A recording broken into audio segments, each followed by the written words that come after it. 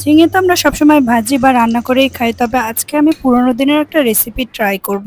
চিংড়ির ভরা দিয়ে ঝিঙে রান্না। এই রেসিপিটা আমাদের দাদি নানিদের রেসিপি, বাট আমার দাদি নানি তো অনেক আগেই চলে গেছেন, তাই আম্মুর কাছ থেকে শিখে নিয়েছি। আর এমন একটা পদ রান্না করলে বাসায় মাছ মাংসের দরকার হয় না। প্রথমে আমি চিংড়ি মাছ ও মসুরের ডাল দিয়ে একটা বড়া বানিয়ে নেব। বড়াটা একটু হালকা করে ভাজবো, একদম পোড়া পোড়া করে ভাজবো না, তাহলে রান্নার পরে স্বাদ ভালো লাগবে না। এরপর রান্নার পালা। প্রথমে গরম মশলা ও আলুটা তেলে ভেজে নিয়ে দিয়ে দিব পেঁয়াজ বাটা, আদা বাটা, রসুন বাটা, হলুদের গুঁড়ো, মরিচের গুঁড়ো, ধনে গুঁড়ো আর টমেটো। এরপর সব মশলা খুব ভালোভাবে কষিয়ে নিব, যাতে মশলার কাঁচা স্মেলটা না থাকে। এই রান্নাটা করার পরে আপু বারবার বলছিল এমন একটা সবজি যদি রান্না হয় তাহলে মাছ মাংসও লাগে না।